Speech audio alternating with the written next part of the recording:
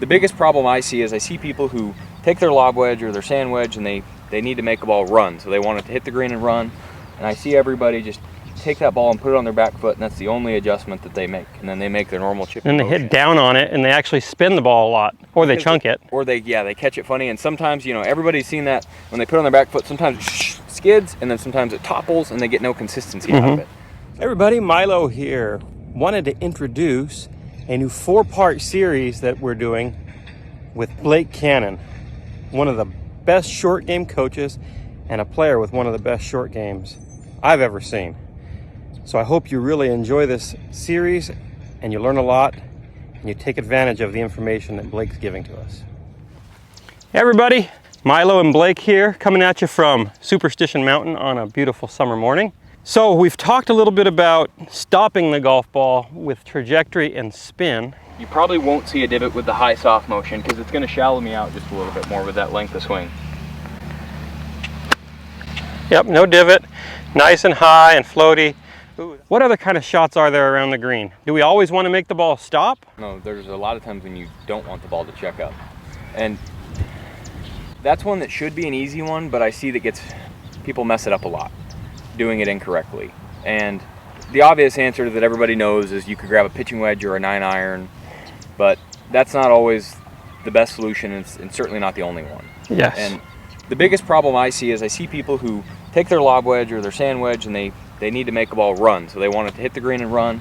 And I see everybody just take that ball and put it on their back foot, and that's the only adjustment that they make. And then they make their normal chipping And they motion. hit down on it and they actually spin the ball a lot. And or they chunk it. Or they catch it funny. And sometimes, everybody's seen that when they put it on their back foot, sometimes it skids and then sometimes it topples and they get no consistency out of it. Their distance control and the whole game of chipping is, we got to make good contact, but then we also need to know how the ball is going to react when it hits the green, right?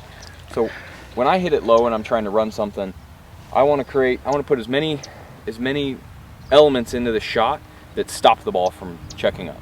So what we have to do is we have to produce a little bit of draw spin on that shot, right?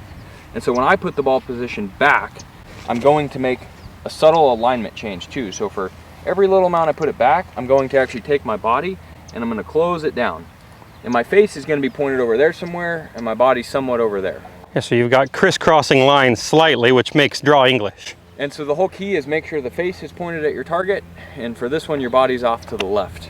And what that'll do is when I hit this shot, it's going to look like if I was chipping to that far pin over there and I was trying to run one, what you're going to see is I'm going to swing way to the left, and but my ball is going to go out towards that pin. And on these soft squishy greens, that ball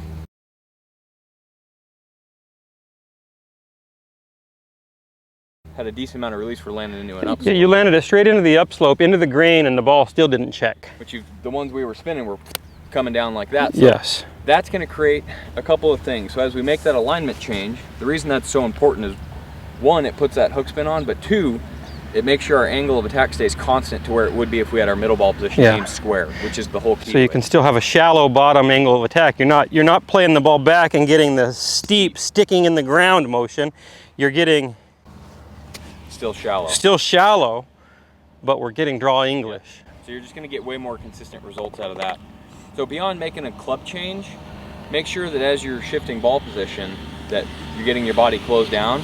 And then the common problem I see, whether I'm teaching people to move the ball forward and open or move the ball back and close, everybody's tendency when I've seen them work on this is to then try and swing on their target line. You see how steep and choppy, and that ball went straight up when it hit the ground. So make sure that you're swinging where your body's lined up. So if you look, my path is drastically out to the left here, but it's simply just because of my alignment. So I want to show everybody the difference between a slight cut.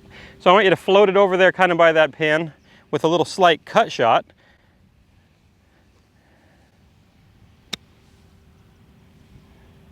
Okay, so you can see that that ball floated in the air, landed almost all the way to the target, and rolled like 2 feet.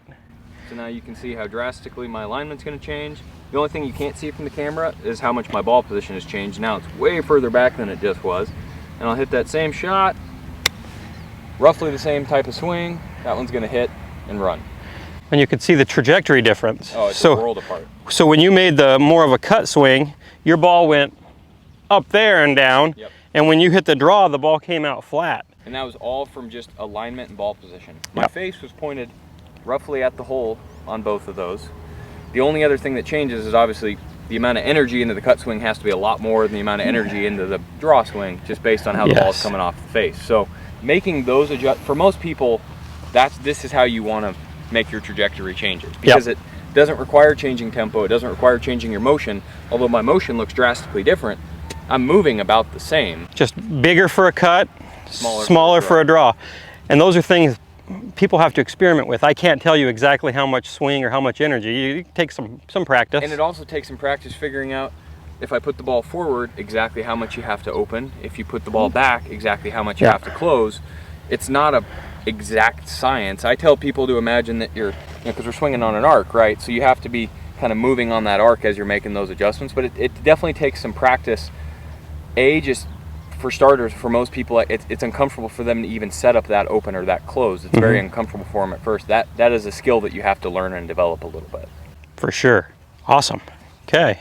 So for controlling rollout at a very high level, learn to use spin. We can use some cut English to stop it. We can use some draw English to run it.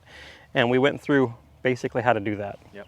Hope you liked this video. If you did, hit the like and subscribe button. And come visit us at milolinesgolf.com, where we can teach you to swing like an athlete and to have a tour quality short game.